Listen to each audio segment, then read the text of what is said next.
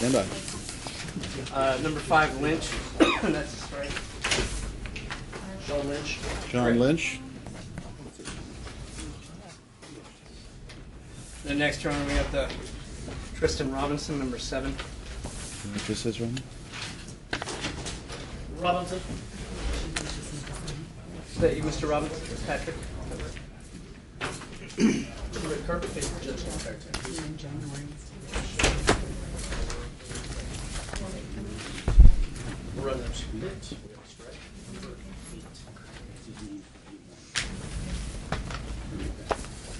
Good afternoon.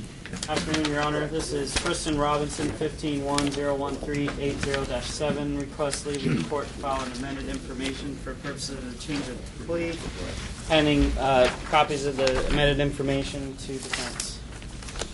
All right, you're Tristan Robinson. Yes. Did you get a copy of the amended information, which is the state's latest version of its charging document? Yeah. Assault in the 3rd degree? Yeah. Is your understanding that's what you're going forward to change your plea on today? Yes. Okay, how old are you, sir? 22. How far did you get in school? Completed. High school? Yeah. Graduated. Do you read and write English? Yes. Were you able to read and go over and understand the guilty plea with your attorney's help? Yes. Do you need any additional time with him or have any questions of him before we go forward then? No, sir. You have the following legal rights: the right to a speedy and public jury trial, the right to remain silent, the right to hear and confront the witnesses against you, the right to call your own witnesses even at public expense, the right to the presumption of innocence, and the right to appeal if you were found guilty at trial. Do you understand all those rights? Yes. You realize those are what you're giving up in order to plead guilty today? Yes. Okay. If you are not an American citizen, then a guilty plea can affect your status in this country now and in the future. Counsel, without asking you to disclose your client's status, do you need time to go over those issues with him? No, Your Honor. Okay, if you're on probation, parole, or supervision for a different crime, then pleading guilty to this case could affect those cases. You could be required to pay costs, fines, fees, and assessments, including, for example, Crime Victims Compensation Fund, restitution up to twice the amount of the victim's loss.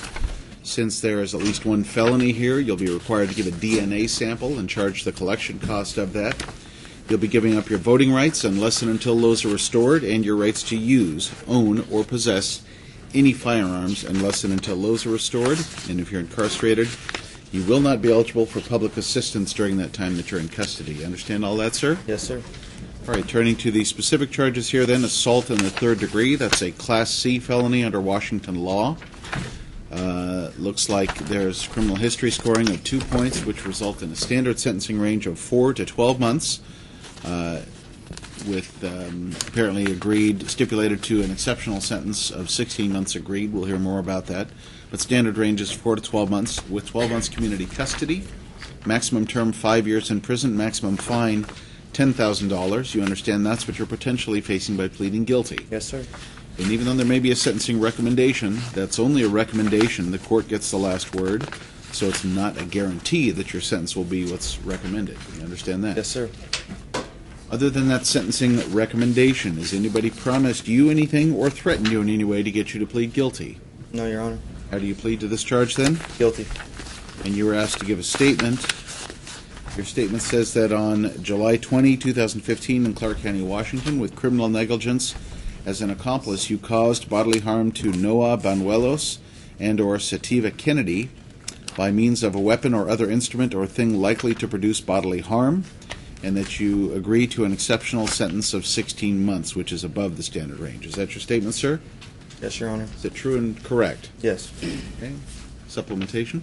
Basic facts would be July 20, 2015, defendant and 2 other individuals, William Tillman and Nathaniel Sylvester, went after Noah Banuelos and Sativa Kennedy with a bat. Mr. Sylvester actually struck Mr. Banuelos with the bat. The defendant was with Mr. Sylvester and Mr. Tillman when this act occurred. Was this, if this is the same one I'm thinking of, was it out somewhere in Cascade Park area? I believe it was by the movie theater, sort of near the mall by Target Oh. on the east side. And there were 2 other individuals. I think the court did handle maybe a readiness part of it. And can you give me some explanation for the exceptional upward and the stipulation for that? Sure, Your Honor. The defendant has a prior strike offense very recently, I believe from 2014. So this was heavily negotiated between the parties. Originally, we were asking for a strike, but the defendant provided some mitigating circumstances, and we are hopeful that the defendant will not continue to commit crimes. Will be able to change his life. So based on what defense provided to us and the negotiations, we felt assault in the third degree was appropriate, but we did want the defendant to, if the court goes along with it, do more time for the benefit of getting an assault free, so he didn't have a second strike, but he is punished for what he did. This was a gang situation. Part of the agreement is that he's not to hang out or spend time with Mr. Sylvester and Mr. Tillman. So obviously this was a situation where the charge was pleaded down, but the upward sentence was part of the quid pro quo in making that arrangement? That's correct, Your Honor. All right, thank you. Mr. Kane? Your Honor, this is a joint recommendation. We're asking the court to follow it. In regard to costs, my client has never held a job, did not have a father as he grew up, did not receive the benefit of that type of guidance. He does have prior convictions and costs imposed on those. He has no other debts besides the legal financial obligations, which could be around $5,000. We'd like to ask the court to consider imposing the least amount of costs necessary to get him a start when he gets out of prison. Of the $5,000 that you're referencing, I'm guessing a substantial portion of that would be restitution of some kind, or how do we? No, just the fines, the court costs, that sort of thing. We haven't got a restitution figure from the victim as of yet. All right. So, Mr. Robinson, you have a right to make a statement before sentencing. Is there anything you wish to say to the court? No, Your Honor. All right. The court's satisfied that this was a thoughtful and well bargained for resolution under the circumstances, charging downward from the original charges, but agreeing to an agreed sentence upward, and on that basis there's factual and legal support for the court to follow the recommendation of the 16 months. Was there a credit for time served calculation? That was 72 days. Okay. Is there any reason why you can't work? I mean, when you get out, is there any physical or mental disability? No, Your Honor. Okay, so, I mean, education and job skills are one thing, you can work on that, but there's nothing physical or mental that would prevent you. Okay, I'll find that he's presently indigent but may have future ability. I have anti-harassment orders to the court. I'm also providing the defendant a map to collections and corrections. We were requesting anger classes as part of the plea agreement. All right, so Mr. Robinson, there are going to be no contact orders in effect with respect to two of the people here, Noah Banuelos and Sativa Kennedy. If you were to violate these orders and the provisions of them, that in and of itself could be grounds for new criminal charges against you. You understand that, sir? Yes. You'll get copies of these. You can talk to your attorney if you have any questions. 1,000-foot restriction, but also from any other contact with them.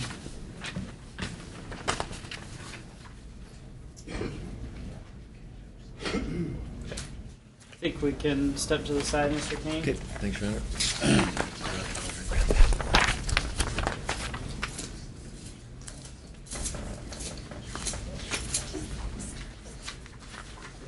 Thank you, Your Honor. Thank you, counsel.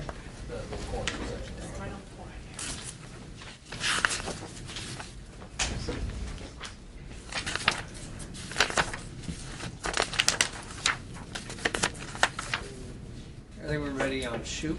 It's number 11, Shoop.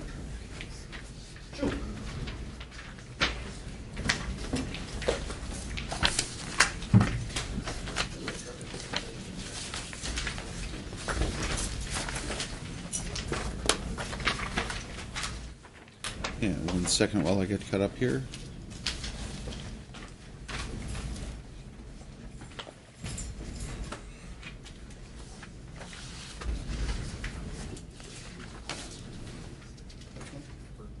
Class B.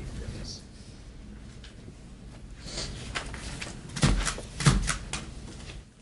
I'm sorry, docket number on Shoop. 11. Thank you. And you have the statement there, Mr. Schultz? I had a chance to review the statement of defendant on plea of guilt with my client. He had no questions, understands what he's the guilty plea that he's entering into, and wishes to proceed forward. Okay, so this is pleading as originally charged in the original information then? I think it's Yes, we're dismissing count 2. dismissive count 2. Okay, so you're Ryan Patrick Shoup, Yes, sir. and how old are you, sir? 31. Did you get a copy of the original information charging you with 2 counts, one being burglary second degree, second being third in the theft degree? Yes, sir. Okay, how far did you get in school? 12 years. 12 years? Do you read and write English? Yes. Were you able to read and go over and understand the guilty plea statement with your lawyer's help? That's right. Do you need any additional time with him or have any questions of him before we go forward then today? No, I believe we're good. All right, you have the following rights: the right to a speedy and public jury trial, the right to remain silent, the right to hear and confront the witnesses against you, the right to call your own witnesses even if that's at public expense, the right to the presumption of innocence, and the right to appeal if you went to trial and were found guilty. Do you understand all those rights? Yes, sir. And you realize those are what you're giving up by pleading guilty? Need to answer aloud. Yeah. Yeah, okay, yeah, we have a microphone, so we have to get you on record with a microphone response, okay? Yes. All right, if you're not an American citizen, then a guilty plea can affect your status in this country now and in the future. Mr. Schultz, without asking you to disclose your client's status, do you need time to go over those issues with We him? do not, Your Honor. Okay, if you're on probation, parole, or supervision for a different crime, then pleading guilty in this case can affect those cases. You could be required to pay court costs, fines, fees, and assessments, including, for example, Crime Victims Compensation Fund, restitution up to twice the amount of the victim's loss, if that applies in this situation. Because there's at least one felony here, you'll be required to provide a DNA sample and charge the collection cost of that. You will be giving up your voting rights unless and until those are restored, and your rights to use, own, or possess any firearms unless and until those rights are restored. If you're incarcerated, you won't be eligible for any public assistance while you're in custody. You understand all that, sir? Yes, sir.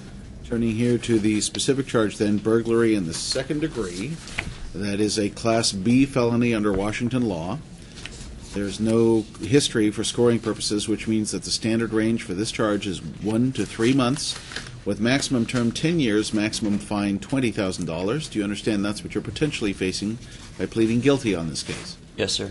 And even though there may be a sentencing recommendation, you understand that's not a guarantee of what your sentence will be.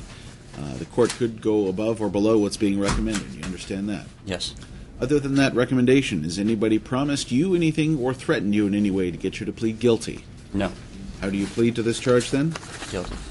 And your statement given in support of your guilty plea says that in Clark County, Washington, on September 5, 2015, with intent to commit a crime against property therein, you did enter or remain unlawfully in the building of Winco, located at 905 136th Avenue in Vancouver, Washington. Is that your statement, sir? Yes. Is it true and accurate? Yes.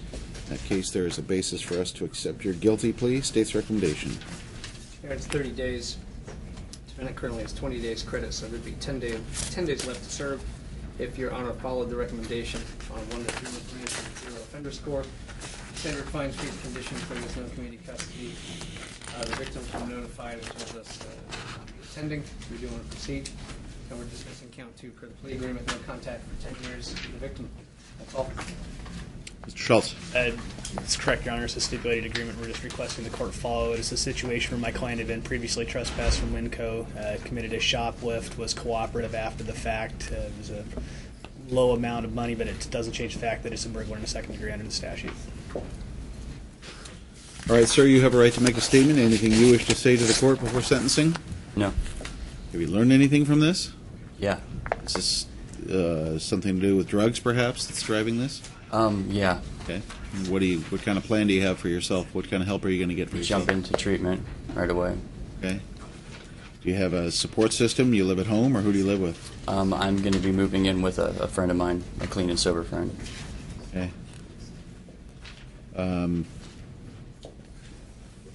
You think you'd be in this situation if you hadn't been on the drugs? Probably not.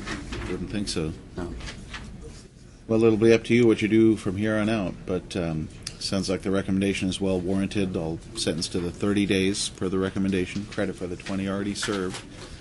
Standard costs, fines, fees, and assessments. Are you employed, sir, or how do you support yourself? I've got a job. Yeah, I've got a job when I get out. Yeah, Doing what? construction.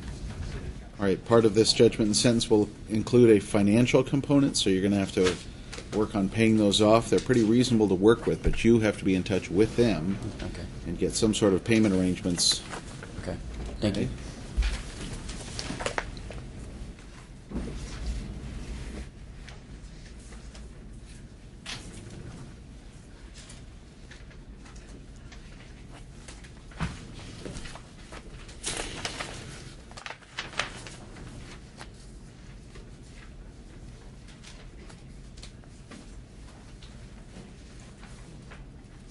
I will find under 2.5 that he does have ability to pay.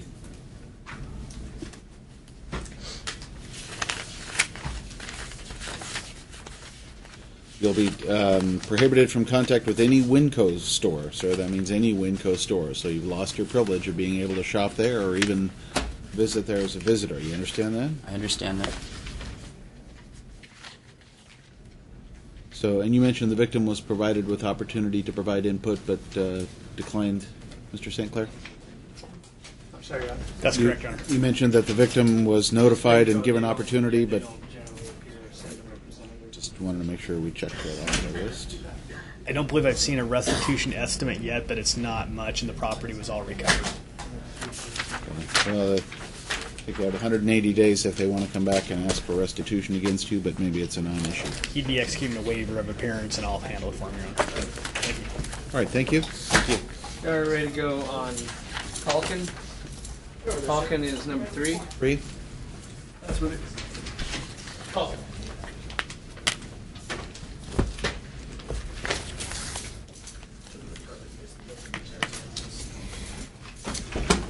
This is a plea, Your Honor, to the charge. Original original information then? That is correct. Theft in the first degree. Okay, do we have a guilty plea statement then? It's headed Coming the your way, court's, Your Honor. the court's Okay. way. You're Mr. Calkin, Yes. Kenneth J. Calkin. Yep. How old are you, sir? 50 years old. How far did you get in school? 10th grade. Do you read and write English? Yes. Were you able to read and go over and understand the guilty plea statement with your lawyer's help? Yes.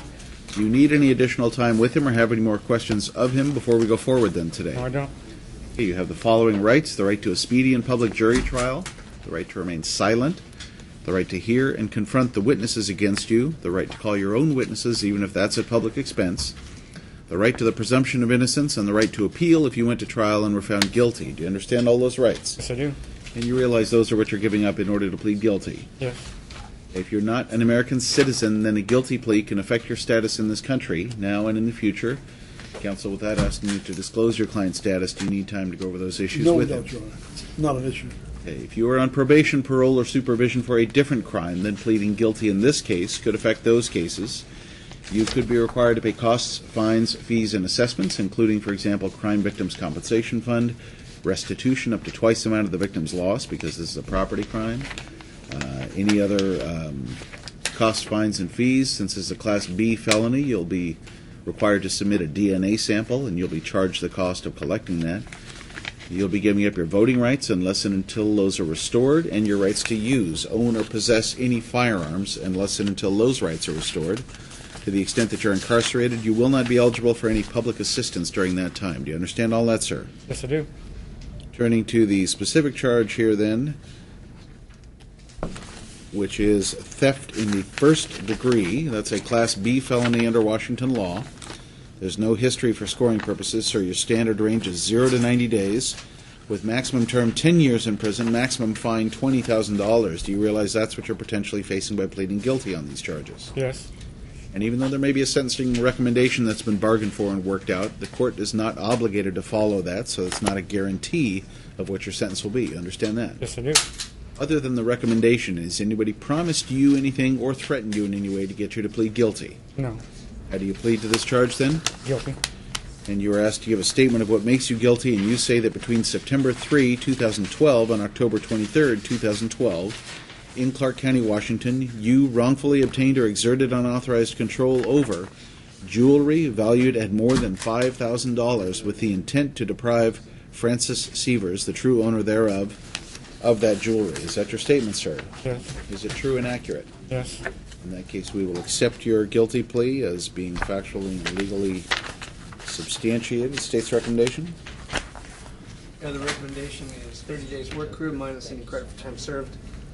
Currently has 19 days credit, so that would be 11 days left to serve on work crew. Restitution in the amount of $250 due to Francis Sievers, $2,750 to the insurance company in the case. Victim was notified but is not planning on attending. Also, we should note that while the state, we have actually stricken out the no contact provision of the JNS. The victim in this case specifically did not want that, so we're not asking for no contact as part of the JNS. The victim is somehow known to him, I imagine? It's his mother. Okay. So, Your Honor, we're standard fines, fees, conditions. There's no community custody. That's all. Right, Mr. Bennett. Yes, Your Honor. He'd ask the court to follow this recommendation. He agrees he used bad judgment here. He was out of work for quite a while, so he pawned some of his mother's jewelry. We agree with the 19 days credit for time served. He does have a work history, so he's not asking to waive any LFOs. And he hopes to go back to work in the near future. So he's asking the court to follow the recommendation. Thank you. Mr. Culkin, you have a right to make a statement. Is there anything you wish to say to the court before sentencing? Yeah, I'm sorry that I knew it was wrong taking those. I'm really sorry to my parents, my mother, and we did have some agreements made out, between the two of us, and I'll never do that again, and I'm sorry that it even happened. Were you living at home at the time? Yeah. Okay. Still living there. And I may have Mr. St. Clair, you may have said it, but I didn't hear it. Was the victim given a chance to provide input? Yes, Your Honor. The victim was notified, did not want to attend. All right, thank you. So, how old are you now? 50. Yes. Have you worked before, or how do you? Yeah, I've worked. What kind of work? Mostly janitorial, some production. Okay. So there's no physical or mental reason why you couldn't work. I mean, the record is going to be challenging, but okay.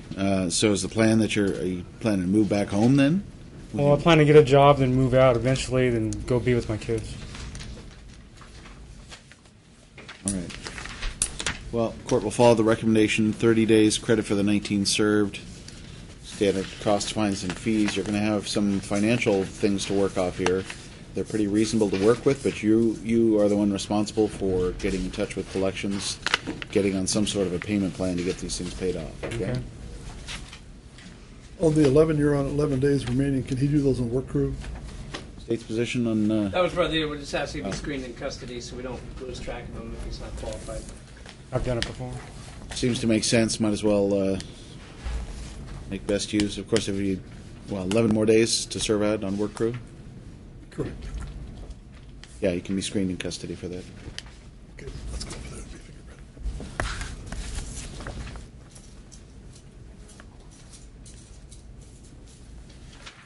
You see Colin Hayes yet? You see Colin Hayes yet?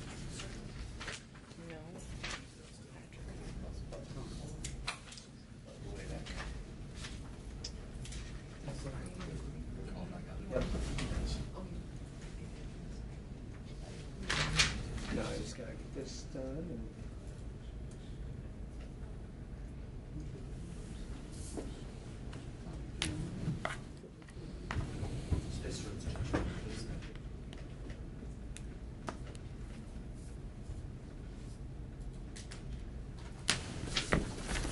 so, Your Honor, just on Mr. Schultz's case, back on the shoot matter, there was just a math error on the credit for time served. It's going to be 25 days, not 20. That's all.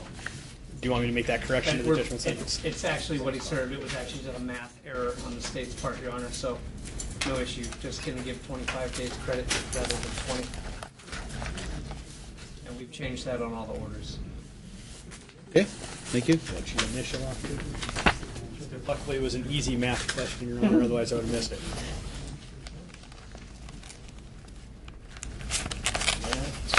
Just change it.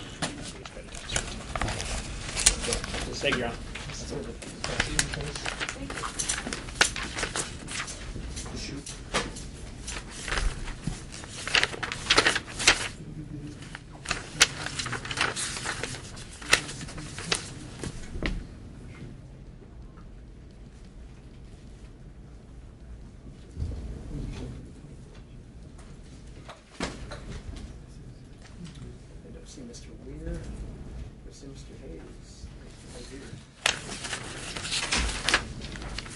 We're waiting for Mr. Weir and Mr. Hayes, so we'll be able to get going momentarily on.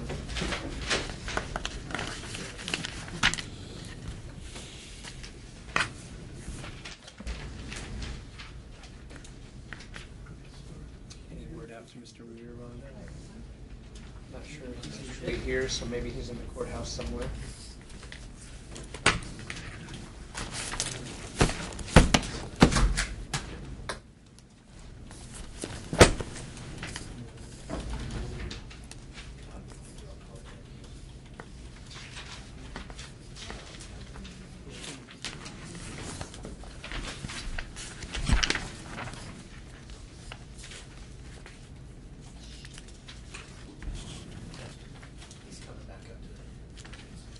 No, they already did. Thank you.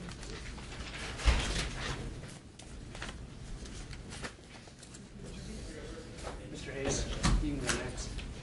There's nothing else. That's all. Need a moment? Okay.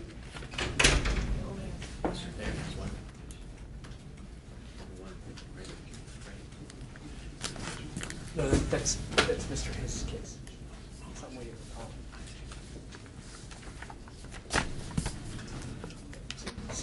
Still waiting.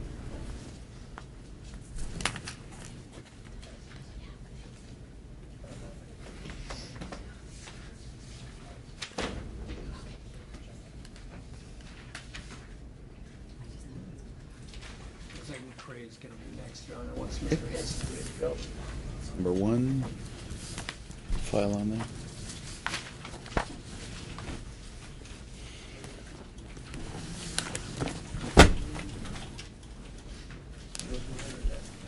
That's Mr. Rollins.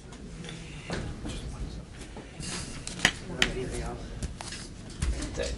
It's just we're waiting for Mr. Weir on another case too, so just the way it is. It's not my case. Sure. You guys can take a moment if you need to. It's, all right.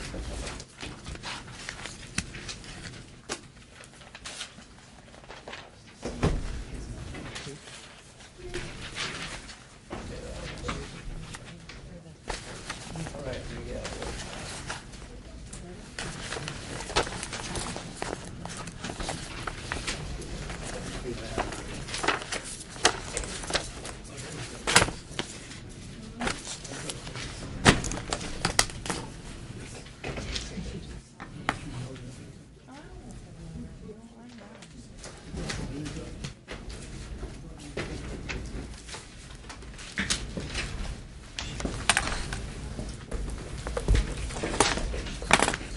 All right, so this is number 1, Stephanie McCrae. McCrae.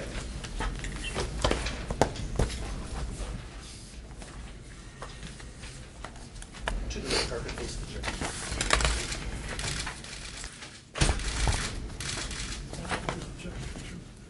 And good afternoon. I believe we're on just for sentencing today then. Yes, Your Honor. All right, let me just advise counsel that I received materials in advance and I have reviewed them. I received a defendant's sentencing memorandum. I received a state's sentencing memorandum as well as the DOC pre-sentence investigation, which was authored by, I forgot the names, but they are there, Elizabeth Campbell and Brian Ford. So just to let you know, that's what I have received in advance of today, and I assure you I have reviewed those. So that being the case, go ahead, Mr. Hayes. So as the court's aware, Mr. McCrae pled with no agreement between the parties whatsoever. Each party comes before the court today completely free to argue for what it thinks is the right outcome here. And Your Honor indicated, you've already read my sentencing memorandum, so a lot of what I had to say was already contained in there. And one question I just had was on the guilty plea statement. It said the standard range was 60 months, so I didn't see an actual range. I just said 60 months. At that point range, it's just 60 months. That's what I wanted to confirm. Okay. Max is That was not an error then. That was an error. No, that's accurate on counts 1 through 4. It's just plain 60. So, the state today is asking this court to impose an exceptional sentence and run the tampering count consecutive to the other 4 counts. based on an abuse of trust and free crime to sentence her. Otherwise, it would basically let the tampering or whatever crime you want to point to go unpunished. She would be sentenced the same as she would if she came before the court on just 9 points. On top of that, we have what I would argue to be an egregious abuse of trust. Counsel pointed out, well, the state didn't cite any cases that talk about a teacher-student relationship being the basis for an abuse of trust aggravator. I would argue that that is because it's so obvious that no one has challenged it to the point that it has produced published case law. In our society, the student-teacher relationship is a pretty sacred one, and it means a lot, and that person is in quite a position of power, control, influence over the students in that class, and that is what allowed this to happen. It's happening during school hours, at school property on occasion, and for that reason, the abuse of trust here was about as bad as you can imagine. It's been thrown out there by the defense that the court should entertain an exceptional sentence downward. As I briefed, if the court were to do that, I don't believe that would hold up on appeal because there's no nexus between her car accident and anything to say that as a result of it, she can't appreciate the wrongfulness of having this kind of behavior go on. They want to say that she's cognitively impaired, but at the same time, she's not dangerous. Now, you can't have it both ways there. If she's impaired to the point where she just doesn't know right from wrong, then that person is dangerous. In the same token, they want to say that she's cognitively impaired, but despite that, she was still a great teacher and has been for the last couple of years. Again, you can't have it both ways. If you're able to have an adult job that you're high functioning and you're doing well at, then you're not someone that's cognitively impaired to the point that you just don't know right from wrong, which is what is required. One of the cases I pointed out, the defendant had schizophrenia, and even there the court said, yeah, he definitely had schizophrenia, but there was nothing, no expert testimony to tie that to a lack of knowledge, that knowing that this kind of behavior was improper. So for those reasons, the state full-heartedly believes that an exceptional sentence downward just isn't something that's on the table for the court to consider. I've already addressed the abuse of trust and the free crime aggravator, so now I'll just address SOSA. As I indicated in my memo, the victim's parents, who are by definition included in they are a victim as well. The parents vehemently oppose SOSA, and the court has to give great weight to that. And if the court goes against those wishes, then has to enter written findings to that effect, explaining why it did that despite those wishes. The council has made note of other cases in the news where a female teacher had received a SOSA. I object to the court even considering those, and aside from that, would even think it's improper for a few reasons. No two sex cases are exactly alike. We have no idea what evidentiary struggles the state faced in those cases. We have no idea how the victims or families felt in those cases. So to somehow say, these people got it, she should get one too, it just doesn't make any sense to the state. I didn't go through and pick every case I could find where somebody didn't get a SOSA in a similar situation, because it wouldn't be proper for me to do that. I don't think it's proper for the defense to go and try and do the converse of that too, especially when they're not even in this county, this court. Also, just put it out there that since he's pointed out all these female teacher cases, that this court has to sentence this case the same as it would if the gender roles were reversed. That's what justice requires, that we look at this without regard to what the gender was, just that by law and by this relationship, what happened here was very illegal and amounted to child rape.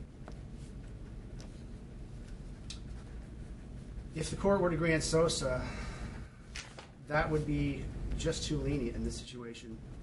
Even after she went on admin leave, before any arrest was made, as it started coming to light, she then went, made a fake Facebook profile, began having conversations with the victim, and continuing to encourage him to lie if he's asked about it, and tamper with this witness. So that, coupled with the fact that they had intended to keep this going until he turned 18, just speaks to the fact that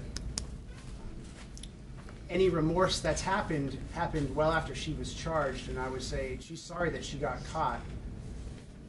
Didn't seem to have any issues with remorse while this was all going on. SOSA wouldn't be appropriate for someone who just continues to tamper with a victim, influence them, and manipulate them even after it begins to come to light. And as I indicated in my sentencing memorandum, this has had quite an impact on the victim. Despite what the general public might think, given the gender roles, this would have on a victim. This has had a great one. It's shaken his ability to trust in romantic relationships, caused him great ridicule, distress at school. It's had a profound effect on his life. That's not something to be taken lightly.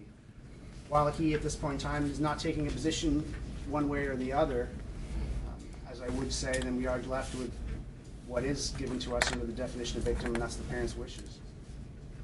And although the defense tries to cite things that he said and did, immediately after this came to light, I don't think it's fair to hold him to that. He's a kid. He was still under the influence of what was going on, thinking he was in love, trying to be, I guess, true to that vision he had in his mind. And since then, he's been in counseling, has turned the corner and said, hey, look, what she did was wrong. I was a victim. So his wishes then, what he thinks now should be controlling. And he thinks it was serious and that he does see himself as a victim, but he's also not vindictive. So to say that he once said he was okay with Sosa and that's what the court should take to the bank, just that doesn't sit right. The mother is present. I do believe she wishes to speak to address the court when the court's ready to hear it. Victim is present. As far as I know, he has no desire to speak at this time. But I would just argue to the court again that given what went on here, the relationship, she pled to 4 different counts of rape of a child. On top of that, the tampering, that justifies giving an exceptional sentence, running that tampering consecutively. Can we have the devices silenced, please, right away? Whoever's got a phone going off? Okay, everybody else, please make sure your devices are off at this time. Thank you. Sorry, Mr. Hayes, go ahead. For whatever period, well, there's really not going to be any community custody because the court, other than the court could impose, if the court gave the standard rate sentence, which is 60 months, the court could at most just impose community custody for any period of earned release that she had. That's what I am asking the court to do in order that she get sexual deviancy evaluation, not have contact with minors unless it's been approved by DOC or sexual deviancy treatment provider. So you are requesting community custody of what duration? Whatever earned early release she should get on those 60 months. Oh. DOC would calculate it. Such a sentence has been upheld in the last year or so as being a proper sentence. So that's all the court could literally write. It's just for any period of earned release on a 60-month sentence. The sexual assault protection order for 2 years past whatever sentence the court doles out. If it would be 60 months, it would be 2 years past that. I will check to see my file what the credit for time served is while defense has their chance to address the court. Victim's mother is ready to address the court. All right, why don't you go ahead and come forward, please, ma'am? Can we have you just slide just a little bit this way, Mr. Thayer? Which way, Judge? Well, whichever way they're directing them. Okay. Good afternoon. Hi. Please, by name, identify yourself, please. Amy Brock. Okay, Ms. Brock. You're the victim's mother in this case? Yes. Okay, what would you like to say to the court? Sorry, it's all kind of jumbled. I would just like to definitely address the mistrust issue as far as the fact that I feel that she has proven herself the ability to manipulate people, the ability to read people, and use that. I had conversations with her, which she lied to me and manipulated to me about what they were going to be doing. And I, of course, just automatically trusted because of her being a teacher, which is a life lesson for me as well. But I definitely feel that she has proven that capability to be able to do that, and just because she got caught this time because she had a 15-year-old accomplice and possibly underestimated myself as a mother, I feel that's the only reason why she got caught. And I agree with Colin in the fact that he said that she is sorry for getting caught, but showed us after being caught by making the fake Facebook pages and continuing to be in contact that she had no intention of stopping. Possibly maybe because they thought they could get away with it, I don't know.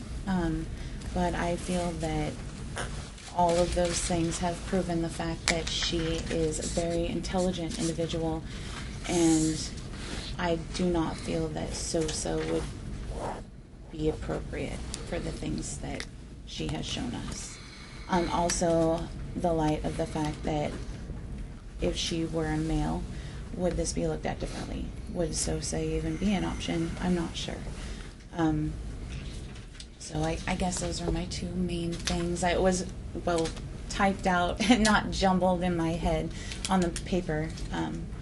But yes, for the most part, that's, I guess, pretty much what I want to say. Okay, thank you, Ms. Brock. So for our record, to make it absolutely clear, you are opposed to a SOSA disposition in this case. Absolutely. Yes. All right, thank you, ma'am. Go ahead and have a seat back to the gallery. Okay. Anything further from the state other than the credit for time served calculation? Or still working on that? No, and I don't have that, and it was most likely going to be my request to set over formal entry anyway, depending on what the court decided to do, and so I just asked them to move that to that point. All right, thank you. Mr. Thayer. Well, thank you, Your Honor. Well, we are asking the court to use the SOSA option in this case, and in considering that option, there are many factors the court must weigh. Those include categorically, the general character of the defendant is very important. The magnitude of the crime is important. The nature of the misconduct is important. The relative maturity of the victim is important. What other courts have done in similar cases is certainly important, and the court can consider anything it wants to at sentencing, especially since the purpose of the SRA is to promote some uniformity and sense of proportionality in sentences that are imposed in cases throughout the state. What other courts have done in similar cases is terribly relevant. Also, the court should consider and has to consider any unique factors in the case and, of course, the SOSA criteria. We submit that based on the records and the evidence that we've provided to the court, that all the factors in this case favor use of a SOSA sentence.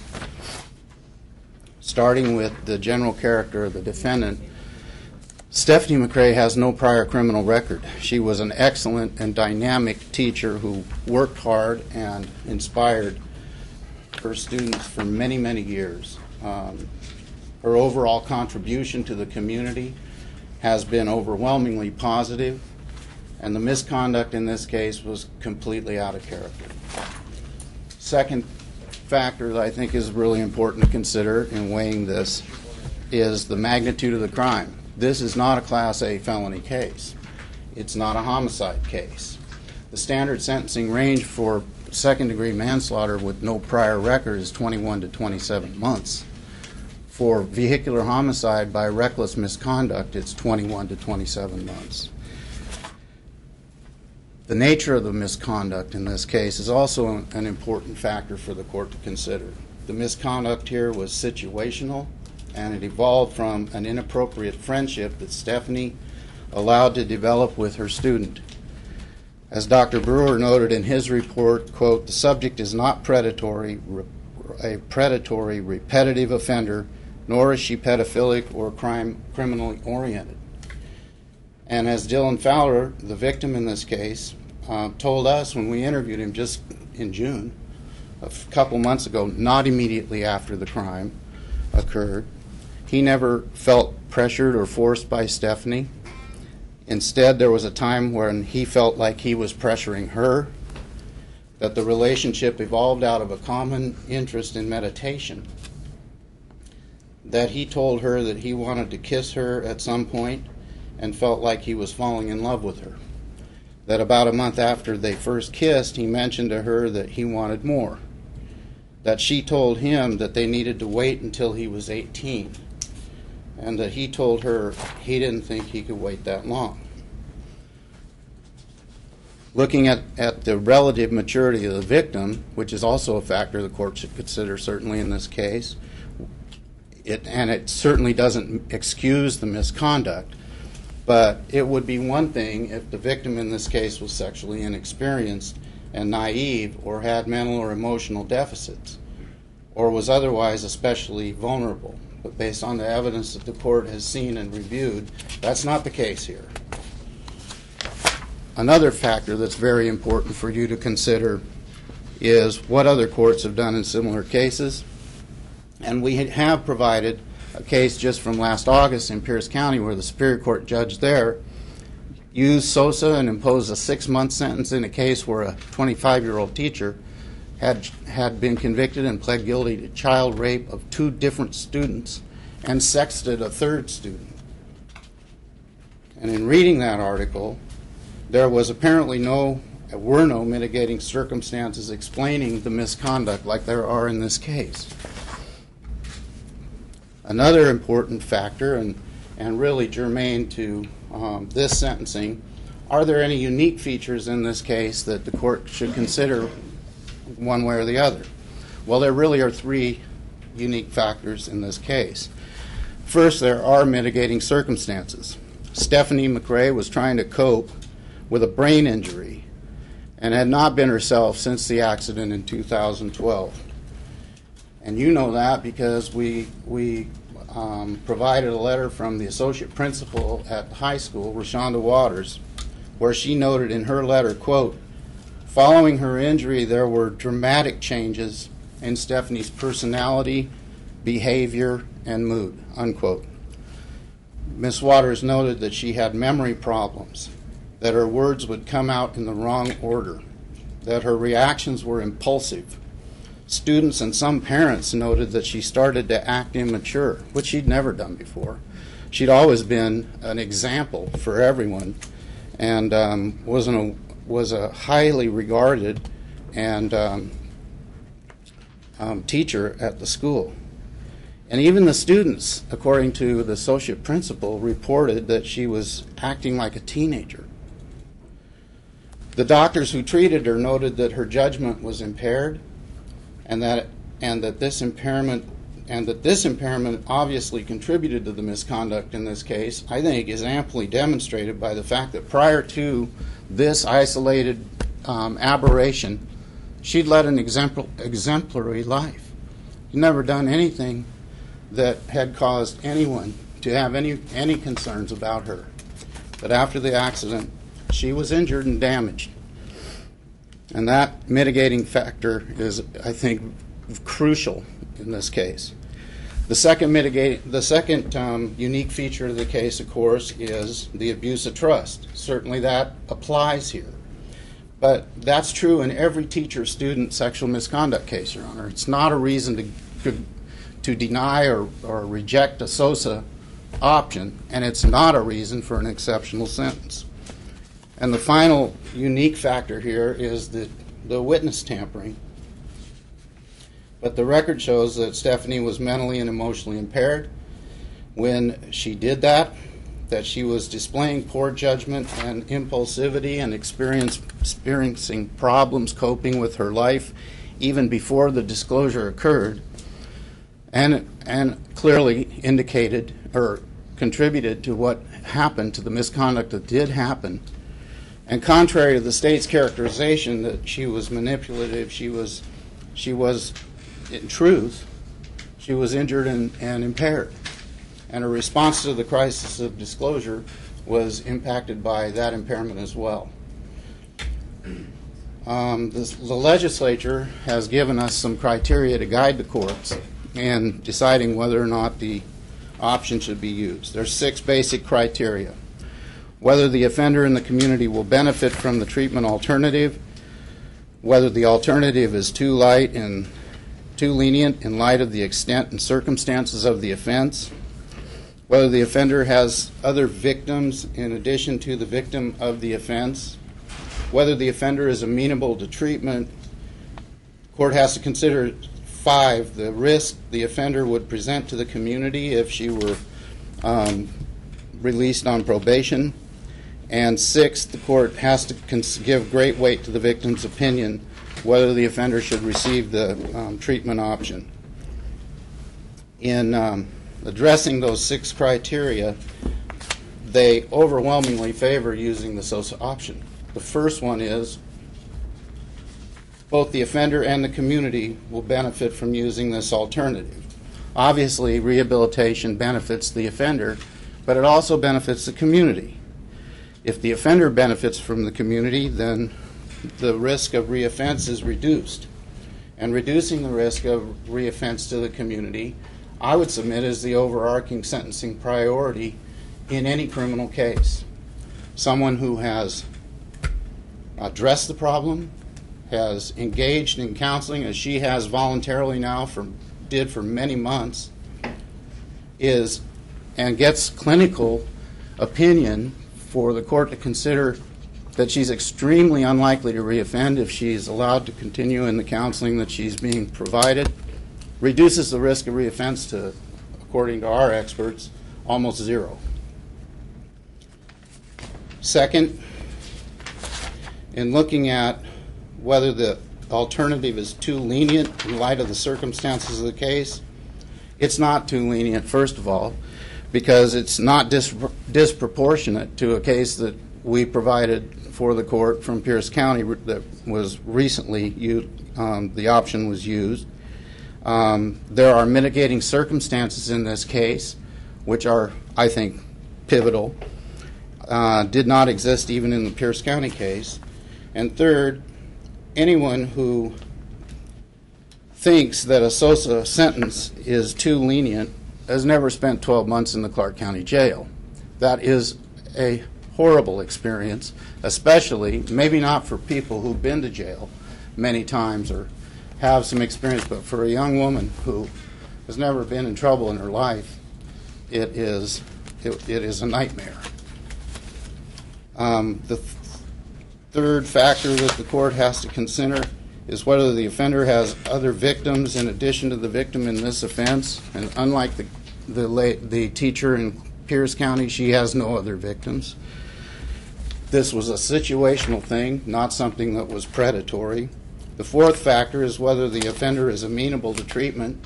Well, both the professionals who evaluated her and provided counseling to her in this case unanimously agree she's amenable to treatment and is an excellent treatment candidate. The fifth factor is to consider the risk the offender would present to the community. Again, the unanimity of clinical opinion that's been provided to the court without contradiction is that she's an extremely low risk to reoffend and won't reoffend, especially if she's provided the opportunity to complete the outpatient counseling. And the sixth factor, to consider the victim's opinion whether the offender should receive treatment. The primary victim in this case has on a prior occasion publicly expressed that he wanted her to he was supportive of the SOSA option. And more recently, when he was interviewed in June, just a couple months ago, he expressed no objection to SOSA. He was indifferent either way. So he did not have an objection to it. And while I empathize with the parents of the victim in this case, the court's in the best position to make the determination after balancing all the evidence and all the factors provided whether or not the public interest would be better served in a given case by using the SOSA option or not. The legislature created the SOSA option just for cases like this, where the record shows that it's unnecessary to send someone to prison for many years to protect the community. And ultimately, the legislature invested the court, not the victim's family, with the discretion and the responsibility to balance all the evidence and the factors and make this determination. On balance, all of the factors, all the criteria, and all the evidence in this case tend to support use of the SOSA option in this case. And we ask the court to impose a sentence based on reason instead of anger, a sentence focused on healing instead of revenge, and one that exalts understanding and absolutely provides this community with its best protection against the risk of reoffense. My client would like to address the court. Thank you. Ms. McRae, you have a right of allocution, which is your right to make a statement. Yes, Your Honor.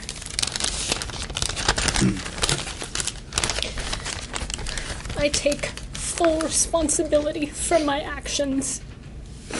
Every day, I feel the pain of knowing I hurt many people by my choices. I hurt because they hurt. I profoundly regret the hurt that I have caused, and I would give anything to take that back. The shame, the regret, and the guilt that I have is immense. I apologize to those who have been hurt by my choices, especially DWF, his family, my family, and the community. Not a moment passes that I am not thinking of the hurt that I have caused. I am in anguish, and I am in agony. Please know how deeply I have suffered as a consequence of my choices. My son was taken from me, and the unbearable loss that I feel as a mother cannot be put into words. I was his primary caregiver for all 10 years of his life, and he is the most precious thing in the world to me. And now he is gone. My marriage may never be able to be put back together. I lost my home. I lost a job that I loved with every fiber of my being. I have lost everything that I can lose. Every day at the jail, I receive threats and harassment. So much so that I have to be placed on 23-hour lockdown and with no access to programs. I promise you, I will never contact DWF, and I know that his healing is paramount in this. I ask that you grant me the ability to heal too. I seek grace, healing, and forgiveness. Words cannot truly express my regret and my sorrow. Thank you. Thank you, ma'am. Mr. Hayes, were you able to come up with a credit for time served calculation during? I was not. That was left out of my file. All right. Sorry. All right, thank you. Appreciate the arguments made by both counsel and the statements by Ms. Brock and the defendant herself. It's a very challenging case from my standpoint. It's a very human condition. I appreciate all the briefing and the argument. I'm going to take about a 3 to 5 minute recess and come back and give you my ruling. Thank you.